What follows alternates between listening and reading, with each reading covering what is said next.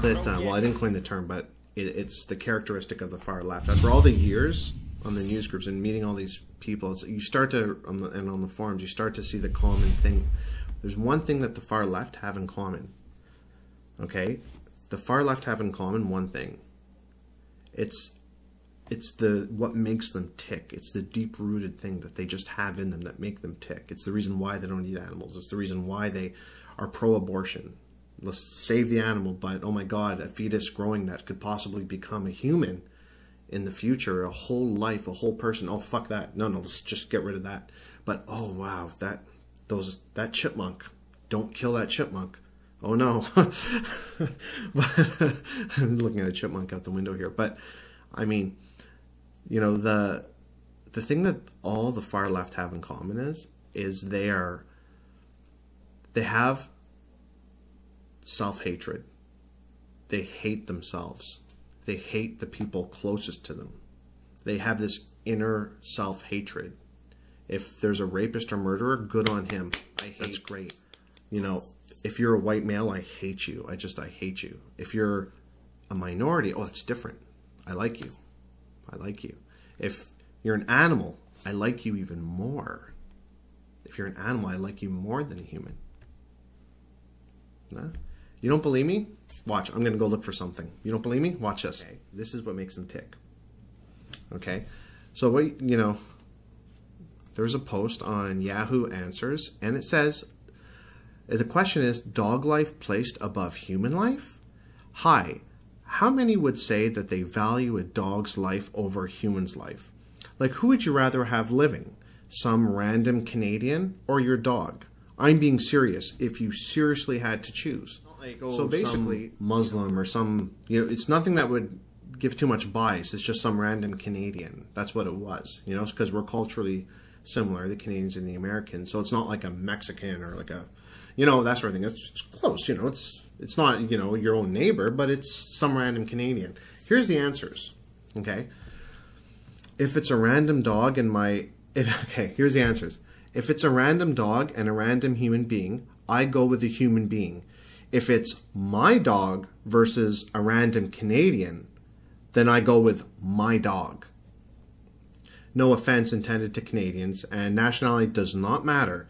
My dog is part of the family, and my wife, daughter, and I would be devastated if something were to happen to her. Yes, I'm selfish on this. Sorry. So it's basically their dog over human life. You know what I mean? The dog that lives 10 years, that gets put down, that, you know, that's not in the wild. It's being, you know, trapped in a house. It's being kept in a house. It's not able to go out into the wild. It's been forcefully inbred into, you know, that has diseases that we've given the dogs, and yeah, no, but it's more important than the human's life. Another answer: random person or my dogs? My dogs, hands down. Do I value a dog's life over a human life? Absolutely. My dogs won't lie, cheat, steal, or cause pollution, drought, overpopulation. They aren't rude. They don't murder. Actually, they murder all the time. It's how they eat in the wild. They don't rape. Dogs don't rape. Okay. Anyways, that's what dogs do. They murder and they rape. That's what they do.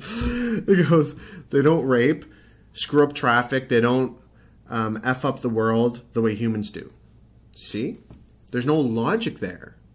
It's just they have an inner self-hatred towards, it's a self-hatred. Another one, my dog. I would have my dog living. I don't know any random Canadians, so what would that matter to me? I like dogs more than most people I meet anyways. So my dog over any random human being. Okay? Another one. If faced with a decision to either rid the world of humans or rid the world of dogs, the humans would be gone within moments. So this person would rid the whole world. This one's like Inmendham. This person would rid the whole world of... this person would just have humans wiped off the earth, and the dogs can roam around in their packs. You know what I mean? Because humans are evil. We're just like awful people, and the things we do, and wow, it's, you know, I want to buy a cell phone, and how dare I? You know, I'm a capitalist swine. I'm an awful person. I'm just terrible. You know. Another one. I would have to say my dog, because I love her to death. So she'd rather have her dog living. If it's a question of a stranger or my dog, then my dog wins. Another one. I would choose my dogs all the time. So anything, it would always be the dogs. Another one. I would not choose. I love my dogs. They're children too. I would not put myself in that situation. That one's for Inmendham. The dogs are children. They're children. They're being forcefully inbred, kept behind their will. They have their little puppies taken away from them when the puppies are born. And yeah, the dogs are the clear winner. You know what I mean? The dogs are just like children. They're no different than a baby or anything like that. Fetus, throw that in the garbage. Whatever. Fetus doesn't matter for shit. But the dogs. Oh, the dogs. Save the puppies. Save the puppies. There's puppies. You know what, Inmendham? There's puppies suffering. The puppies are suffering out in the wild right now. They're cold. They're suffering. They're in discomfort. The puppies are, you know, they need treatment right now. This other person says, I would probably risk dying trying to save them both. I couldn't leave a man down, but I couldn't leave my dog behind either, as was seen several instances with the flooding in New Orleans. People wouldn't leave their dogs behind. No siree. They died themselves. They did anything. I think there was one dog that actually survived, and the owners died to save the dog. And the dog doesn't give a shit. It doesn't remember anything after, you know, actually, when there's a dog and you leave the home in the morning and the dog whimpers and cries and gets upset, the reason why is because every time you leave a dog during the day, the dog thinks that's the last time it's seeing you. And then within literally a few minutes, it's over it.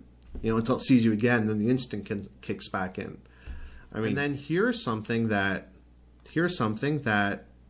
a smart person who understands the issue has to say. Okay. And here's the last one for Inmendham. Okay. This is one of the last respondents.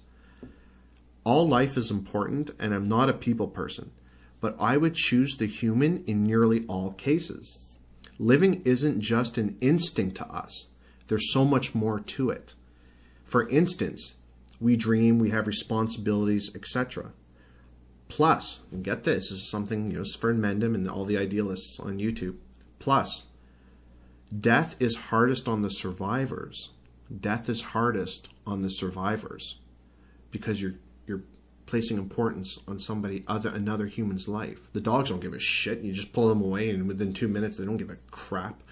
And death is hardest on the survivors. The loss of the human would affect so many others in more serious ways. And that's the difference. That's why we don't care for animals. That's why we put them, we farm them, and we eat them and that sort of thing. Because, you know, an animal is not a person, no matter which way you slice it. I have 2 pets right here.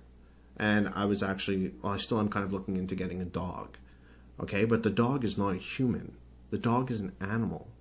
All the animals are animals. Humans are humans. When we die, the survivors suffer. An animal doesn't give a shit when you separate them. It doesn't matter. You know, it doesn't, it's a self-hatred that these people have. They have a self-hatred, you know what I mean, to themselves. And so to make themselves feel better, they just want to inflict more self-hatred, more of their self-hatred onto, you know, and it's the same sort of thing. And I think that that's what really separates, you know, the hardcore far left between normal people or just average people. You know, that's what separates them. But you know what?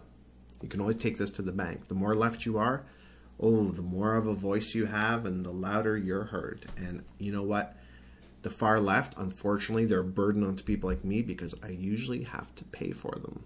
And I have to pay for them to have their voice, and I have to pay for them to live their lifestyles, unfortunately. And that's just a burden that I have to have. But you can't there's one thing you can say with certainty. They're very entertaining, and leave it at that. This is a realist right here. Peace out. I think it's the sound of the monkey in the beginning. Makes her think there's a monkey. In Japan they say, they don't say like to fight like cats and dogs, they say to fight like dogs and monkeys. And now you'll understand why. That's really disturbed her, and she's looking around. She thinks there's a monkey under the table. I don't know, of course she doesn't know what a monkey looks like. Probably not.